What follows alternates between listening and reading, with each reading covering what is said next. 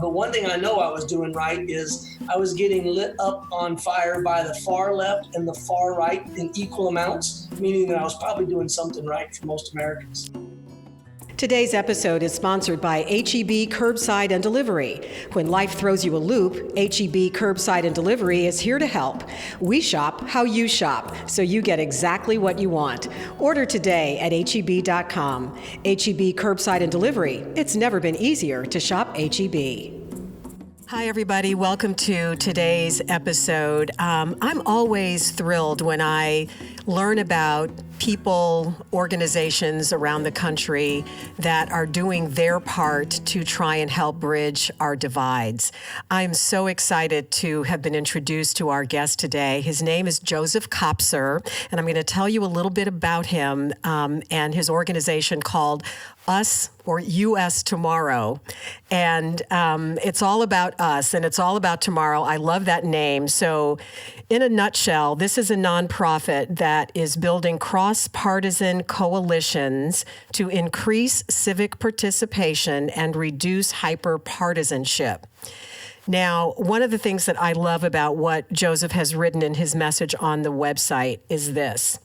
This isn't about flipping blue. This isn't about turning red or throwing bums out. It's about supporting our democracy by strengthening the bridge between communities and candidates and reintroducing the tools that deliver respect, compromise, progress, and perhaps most important, a higher expectation of civic participation and public service. Joseph, welcome to the show, and I am thrilled that you have undertaken this project. Well, thanks, Linda. I appreciate you researching us and then also taking interest in what we're doing. And you got that quite right. And I just now realized what a mouthful that is to hear somebody read it back. But we are taking on a big challenge. And I think, frankly, we have no choice but to take it on because otherwise the status quo is just really not working. So before you start talking about this new nonprofit, because it is relatively new, you ran for Congress and lost in the general election in Austin, Texas in 2018. Why did you run? What was your impetus? Well, so I ran because that's just kind of what's in my DNA and who I am. From the various early ages, as a sixth grader growing up as a kid, I had a teacher, Mrs. Audrey Grievous, and she was a civil rights icon of the 1950s and 60s. I mean, she's one of those women that was quite literally as a teenager standing at the counter demanding service despite the color of her skin. And so you can imagine in the early 80s what it was like as a skinny little kid listening to her not only tell those stories, but more importantly, instill in me and so many others that she had over the years this idea that when you see a problem, go and fix it. Just go and fix it. Don't wait on others. When you see a problem, go and fix it. And so you can imagine then what happened in 2016. I mean, our politics started to collapse. We saw divisions in society that I thought had been fixed years ago. And people were choosing their political label before they were choosing sides of an issue based on the facts or based on what was going on. And that's when I decided that with the success I'd had in the military and in business, it was time for me to return to public service and run. And I struggled for quite a while with even what party to run in because, I grew up a Ronald Reagan Republican for the first 20 plus years of my life. I was a independent or registered as no party for the 20 plus years I was in the United States military, in the Army. And then I only ran recently as a Democrat, listing myself as a Democrat for the first time ever, just because the Republican Party that I knew, I think had kind of sort of lost its way with some issues over the last few years. And so at the end of the day, I ran to try to fix the problem of trying to remind people we have more in common than that what separates us. And there's all kinds of things from the trail I'm happy to talk about and what I learned. But one thing I know I was doing right is I was getting lit up on fire by the far left and the far right in equal amounts, meaning that I was probably doing something right for most Americans. Exactly. It's so interesting because, as you know, as we talked a little bit briefly, when I started this podcast, it was right after the 2016 election, or not when I started it, but when I decided I had to do something, the same thing. And I thought also about running for office and decided, for me, it wasn't the right time in my life, but that this was something that I could do. So it's interesting that, we're sort of on the same path. And I think we're not unique. There are thousands and probably hundreds of thousands, if not millions of people across the country who are doing their little bit to help remind us of what it is that brings us together. So in terms of your background, you're an entrepreneur, you've had your own businesses, et cetera. And I know there is a business component to what you are doing with your nonprofit. So talk a little bit about USTomorrow, USTomorrow, and as it relates to the business community and what your goals are. Yeah, so let's kind of go back to the origination of the idea for having USTomorrow. And what I love about the name, and I love it when people get it right and wrong. It is either us tomorrow or the US tomorrow, but either way, it's a perfect metaphor for what we're trying to do to bring folks together, starting in Texas, but then going nationwide later on as we scale it. But the origination of USTomorrow came from the fact that during the campaign trail, I'd be out meeting folks that were either Republicans, independents, Democrats, or no party affiliation at all. We were able to talk about issues like jobs and education and our kids' future in such a way that gave me hope and promise. But I remember distinctly, the district also includes San Antonio and the Hill Country, in addition to Austin. I was knocking on a guy's door on a Sunday afternoon. This is the Sunday, mind you, right before the Tuesday election. And he's inside watching TV, probably a football game that Sunday. And I knock on the door, and he kind of comes to the screen door through the light. I could kind of see him emerge out of the darkness. And he was like, "Hey, wait a minute. You're him. You were just on my TV." And I said, "Yes, sir. I'm Joseph Kopser, running for Congress." He's like, "I didn't even know you guys actually did this." I'm like, "Well, I do." And he goes, "Oh, man, your military service, I love it. The fact you built a company, had some success, and then you turned around and now you're helping veterans build their companies." He's like, "That's what we need in Washington." And I was like, "That is so refreshing to hear." I was like, "Do you mind if I just go ahead and write your name down as a yes vote so I can continue on? Because I got a lot of doors to knock on today." And he goes, "Well, vote for you?" And I was like, "Well, yeah." And he goes, "Oh, hell no." What? I'm like, "What part of this conversation did I miss?" What did I miss? Yeah, he's like, no, all that stuff is great, but you're a Democrat. You see, all you'll do is go and do whatever the Democrats tell you to do. Labels. And he sat there and managed to spew off 3 or 4 different things that I know I've heard on cable news before, that he was just repeating those lines. But the best part about why we were inspired to build USTomorrow is when we were talking about the issues that matter to him, like jobs and education, we were right in step. And so what we're trying to do by focusing on jobs, really workforce readiness inside of the business area, is to recognize that not just here in Texas, but nationwide, if we don't get job training and education correct over the next 5 to 10 to 15 years, we're going to see a displacement of jobs and opportunity in this country, the likes of which we've never seen, because automation and artificial intelligence and machine learning are going to replace whole industries fast. I mean, the last major job that was ever taken away in this country were positions like bookkeeper, when Excel spreadsheets started to emerge, and that technology took about 20 years to displace those jobs. It's going to be hard for people to imagine until we get into these forums to talk about what it means to make sure people are ready for the 21st century to be able to change from one job to another. We call it mid-career transition, and there's a lot of people across the state of Texas that are trying to look at it. Groups like Texas 2036, other groups like 60 by 30, they're trying to figure out how we get a trained and ready workforce for the needs of the 21st century. Oh, man, you're preaching to the choir here. So another hat that I wear is as the founder of an organization called the Linda Lorelle Scholarship Fund. And we need to have an offline conversation about that, because we have a workforce component in relationship with the Greater Houston Partnership here in Houston. And it's all about workforce readiness. There are companies I know in the Greater Houston region that are truly terrified about where their future workforce is coming from. I had a conversation 2 days ago with an executive from Lyondell saying, we've got a group of of executives that are going to be retiring pretty much en masse. You know, they're all retiring at the same time, and there's nobody to fill those positions.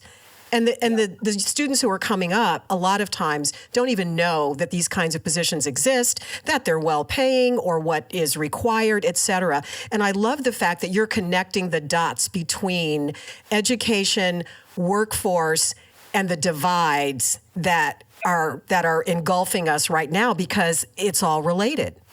Yes. It's all related. And workforce readiness is one of those few areas that has yet to be hijacked by hyper-partisanship.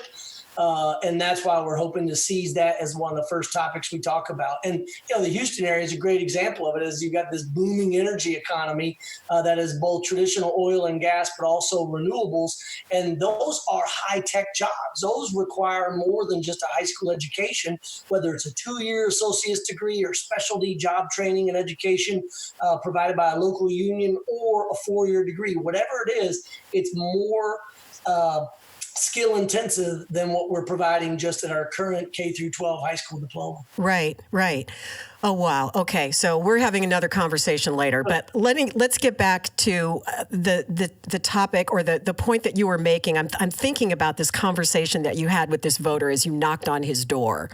Yep. And you're talking about it. I know, and you're aligning on the issues, and it's like, but because of the label, he would not vote for you. How do we combat that? What is USTomorrow doing to combat that?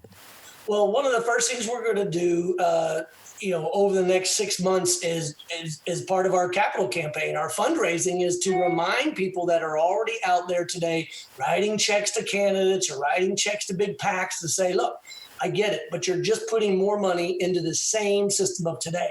So the first thing that we're doing is reminding people, hey, look, whether you're on the left or the right, as you're donating to the political process, consider a donation to us and this nonprofit so that we can work to improve the overall system so that we can increase your return on investment as you're donating.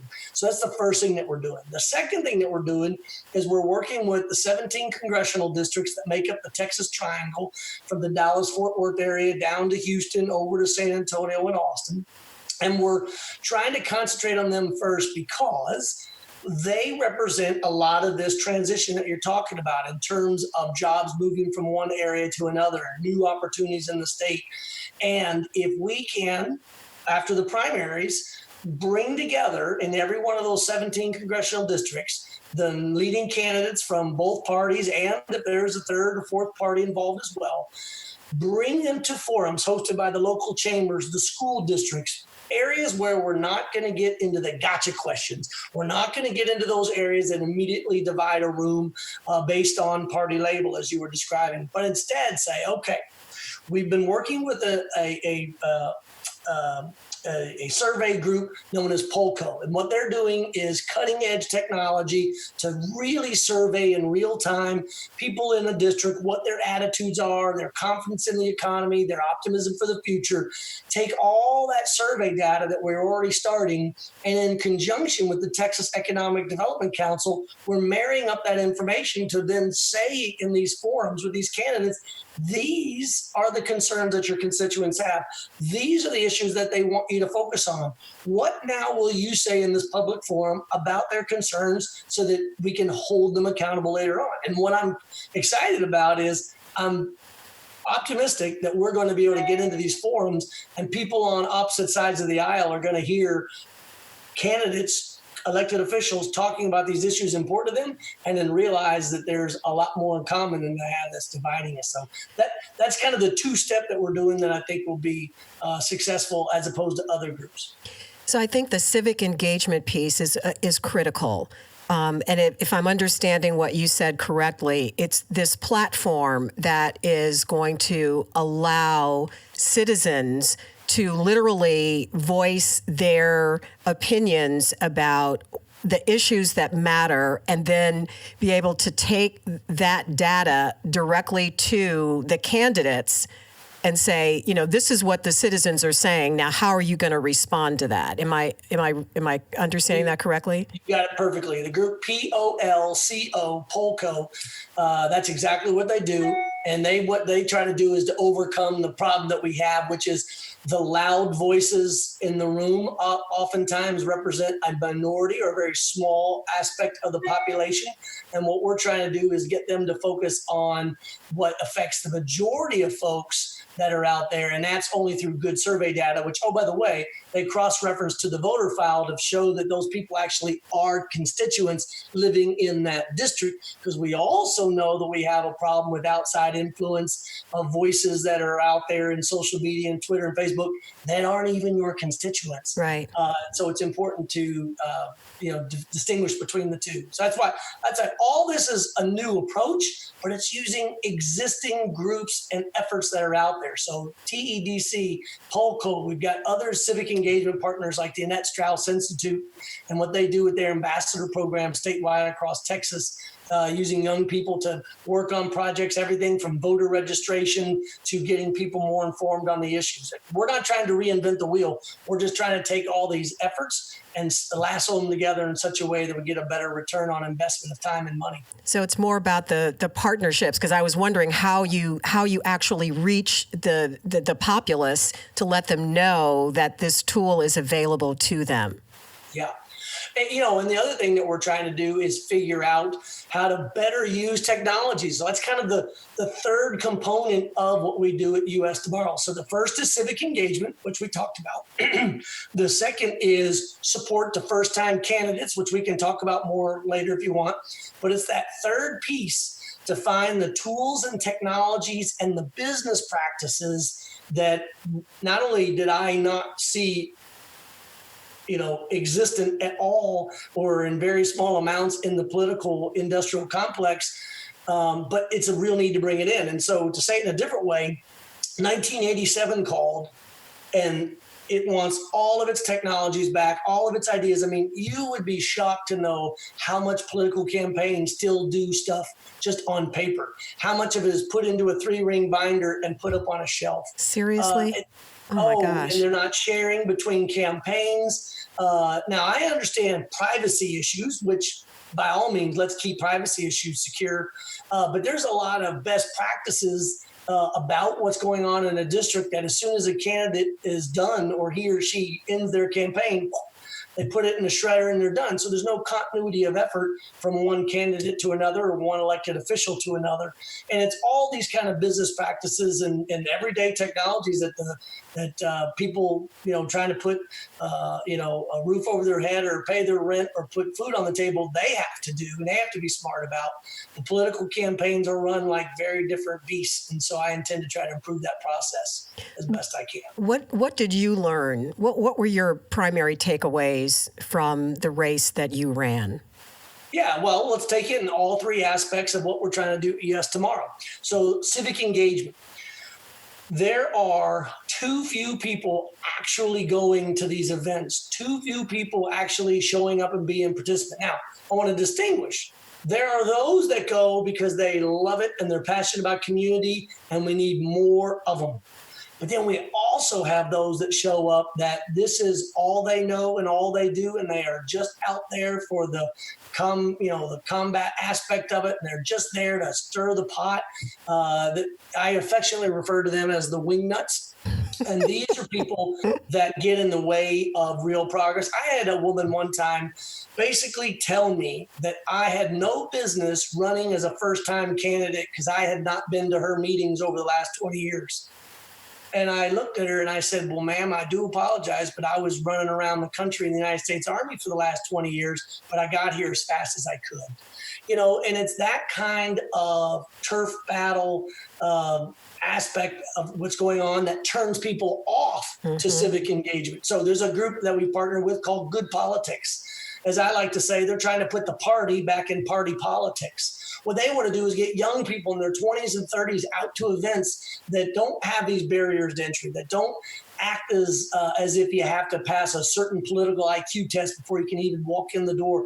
They just want to get people engaged. So that's the first thing I learned from the campaign is that A, there's too few people involved, and B, they're split between those that are doing it for the right reasons and those that are just trying to be barriers to progress. Second thing, support the first-time candidates. Holy cow, or should I say, the no support to first-time candidates.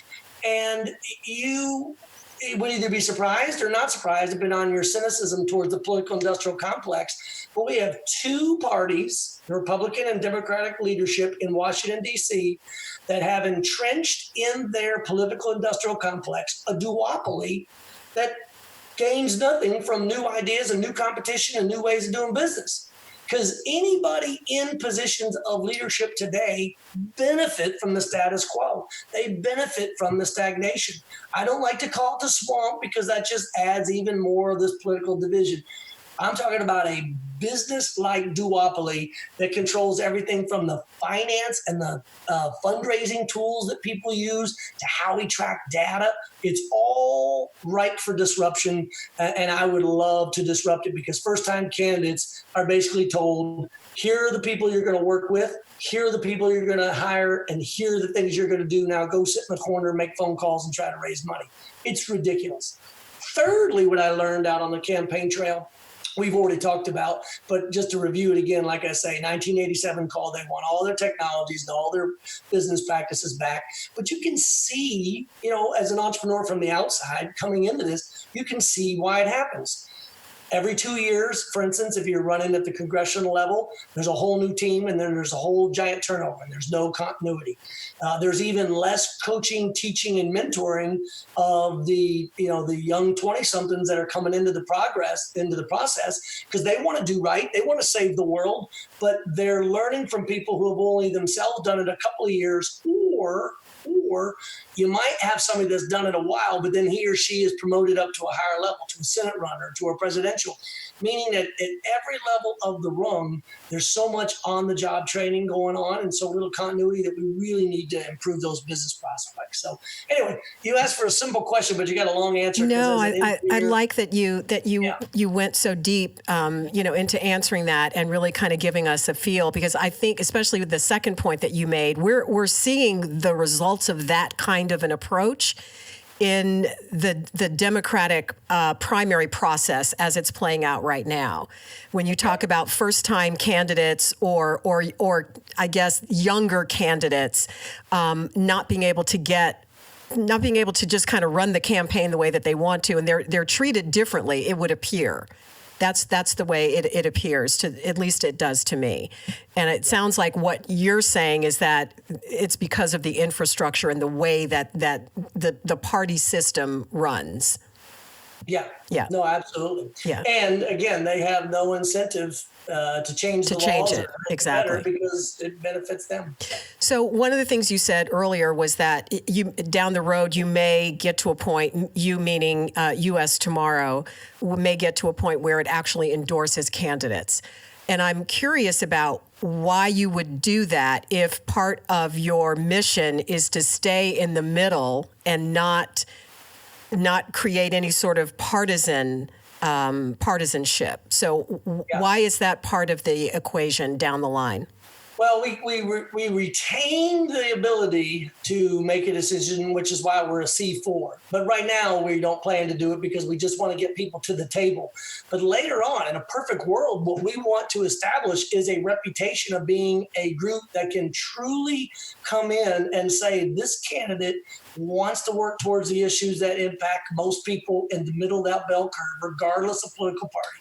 Okay. We want to be able to endorse candidates that want to work on jobs and education, our kids' future.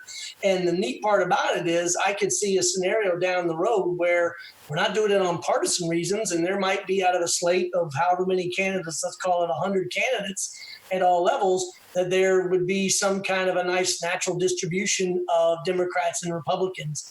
And there are other groups nationwide that do similar efforts. A group called No Labels, of which I'm a fan of, and their work, they've got a connection to the Problem Solvers Caucus inside the House of Representatives. And I believe at last reading, they still do a case where you can't join the caucus as a Democrat or a Republican unless you bring in a member of the opposite party to join, so that the party, the caucus stays perfectly balanced. I love that. That's a way to get at it too. We'd love to partner, keep conversations going with groups like them to see what we can do boots on the ground. You mentioned that you have children, young adults. Three daughters. Okay, and I'm curious about what you are telling them about the state of affairs of our nation right now and your efforts to try and do something about it. Yeah, I mean, you can't escape. I mean, the way I look at it, you can't escape the current day unless you're trying to avoid it. And what I mean by that, it's so pervasive in our popular culture, in our movies, in our television, heck, even in our songs now, that folks can't help but notice what's going on. The question is, what are you going to do about it? And so if there's anything that I'm proud of is that regardless of how it turns out, when I'm hopeful that it'll turn out well, that my daughters will see that I tried to lead by example, that I tried to, upon seeing something that looked like it was broken that I thought I could fix, that I went out there and did it. That's, as a dad, role modeling that kind of behavior for me is what I'm most proud of. In terms of their actual participation or interest in what we're doing, granted, these are my three kids, meaning that anything that their dad does, sometimes it comes off with an eye roll. It's like, oh boy, here we go again. He's off to do this. So for me, I always have to keep that in balance, understanding that even though they may not be as involved with the day-to-day details as I am, I do know, A, that they're watching, but B, I also know what also makes me proud is they know I'm doing it for them and their kids down the road. And that's what, charges my batteries. That's what helps keeps me going as well. As you know, as we're recording this, we're in the heat of the impeachment battle that's going on right now. We're waiting for the House to take its full vote, and then it'll go on to the Senate, presuming that it passes in the House. What are your thoughts about how this is all unfolding and how USTomorrow might be able to play a role in, aside from what we've already talked about, from sort of bringing us together? I mean, because this is the hardcore politics we're talking about now. Yeah.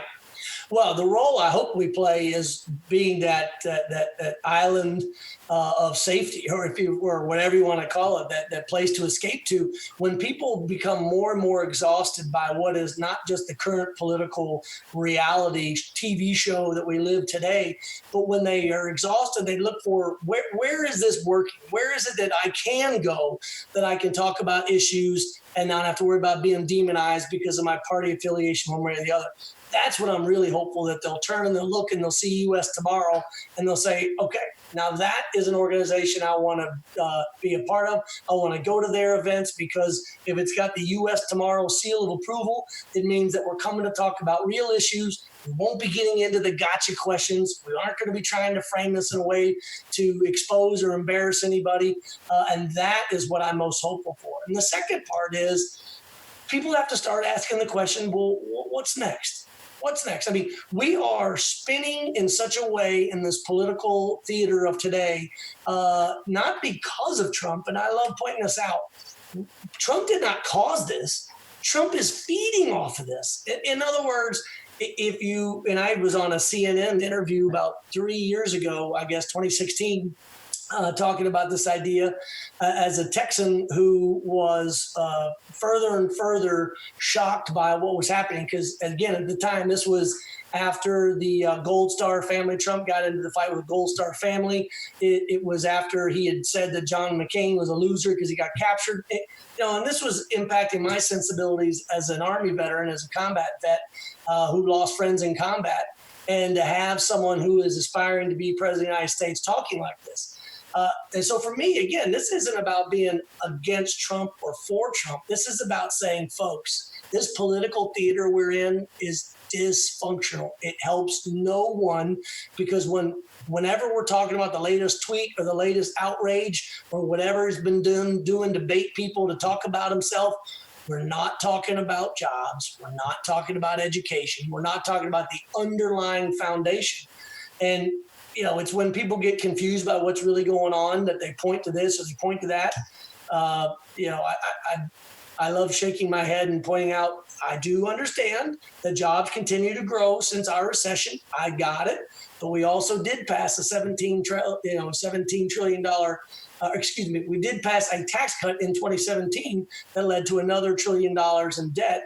And someone's going to pay that bill. And it's not going to be, the baby boomers of today, because unfortunately, most of them won't be around to pay that, in 30, 40, 50 years when all those debts come into place. So anyway, right. I'm just looking for finding that safe harbor later on when people realize we can't go on with this exhausting political theater. So you get to do a shameless plug now. How can people get involved with USTomorrow? What do you want people to do? What's the call to action? Well, thank you for that. First call to action, the easiest place to go to is the internet, USTomorrow.us. You can find our website. There's a link at the bottom for signing up for our newsletter. I'm always shamelessly accepting donations through our website to be able to help us build the staff that we need to be able to get this message out. And then the best thing they can do, whether they do it through USTomorrow or not, is stay engaged, is on Facebook, on Twitter, in their newspaper, locally. And if they just show up to one city council meeting, if they just show up to one zoning meeting a quarter, that alone will move the needle in such a way that matters. But we'd love for them to channel that energy through USTomorrow.us and any of our many partners that we have. And that's an opportunity for them to do something that I think is great, which is to be a part of the solution. We often find people that talk about the problems, but when they want to actually be a part of the solution, we like to raise our hand and say, come pick us. And the one reason why we named it the way we did is, here in Texas, 1 in 10 kids, or let me rephrase this, in the United States today, 1 in 10 kids in K through 12, 1 in 10 kids in K through 12 in the United States today live in the state of Texas. We are such a young state. We are such a growing state. And demographically, we're going to shift the direction of the USTomorrow, which means if we get it right here in Texas, we'll have a positive impact on the rest of the country. And that's what I remain hopeful to do. So you mentioned the opportunity to participate in data through Polko. How would an engaged citizen go about being invited to participate in that? Yeah. So the easiest way to do it is to go to our website, sign up for the newsletter. We've got a contact us button. You'll be able to connect through there. Or they can write to me at joseph@USTomorrow.us. And based on where they live, we'll try to link them up with an organization in their area that might already be a partner with Polko and with USTomorrow, and we'll get them involved there. Okay, great. Wonderful. So last couple of questions. What's your biggest fear for our nation today as things are right now? What's your biggest fear? Yeah, the biggest fear for the nation today is that we continue this hyper-partisanship. So regardless of what a person's concern is, the debt, national security, Russian influence, climate change, no matter what issue it is, guns in our schools, gun violence or safety in our schools, no matter what the issue is, we cannot solve any of them with one party. It has to be both parties working together. It doesn't mean that one party has to have a supermajority or win all the votes. It just means that both parties, in other words, all elected officials, have got to realize the consequences of their actions and of their votes. And so what I'm worried about is if people continue this hyper-partisanship and this tremendous divide, we're not going to be able to get to the table and have these conversations because it's going to be this, bloodthirsty, rock-throwing, nasty partisan battle every single time we go to the polls and every time we sit down at the tables. And if that is what our elected officials are more worried about, this cutthroat world, they're not going to be talking about jobs. They're not going to be talking about workforce readiness. They're not going to be talking about what we need as a country going forward the next 50 years because they're only going to be worried about their political survival. And that's what we have to fix. And bringing this full circle to one of the first things that you said when we started talking, you talked about the teacher who made Mrs. Greevy? Mrs. Grievous. Grievous.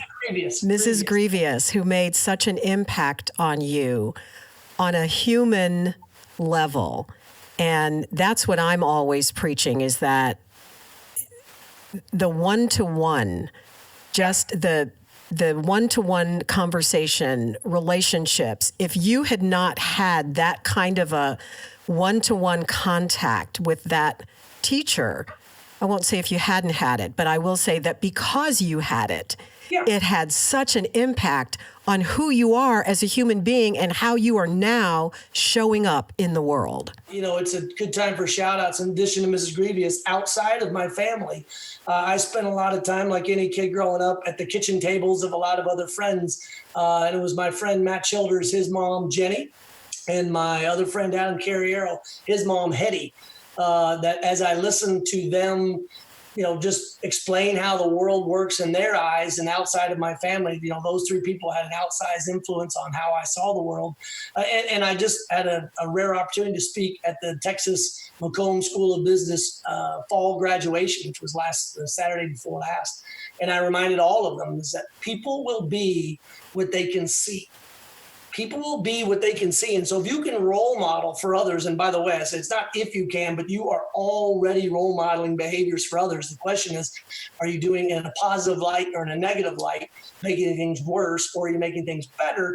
That once people realize that connection, things will get better. And then most importantly, what I reminded all of them is to recognize that every problem I've ever faced always comes down to people. And so to your point, bringing it full circle with USTomorrow, it is that one-on-one connection, whether it be at a forum, after a forum, online, and just something to get people past this immediate assumption that the other party is a terrible group, or that, you know, that there's no hope for them or that group or they or whatever it might be. But in the end, we have more in common than that what separates us. Joseph Kopser, it has been an absolute pleasure to speak with you. I wish you the very best with USTomorrow. I am going to, actually, I've already signed up, so I'm already getting your newsletter. And I look forward to partnering with you in whatever way we can to help spread your message, because I think you're doing really important work for our country. Well, thank you, and thanks for taking an interest. Well, thanks so much again, Joseph, and thank all of you for watching and listening, for giving Joseph permission to speak, and for having the courage to listen. We'll see you next time.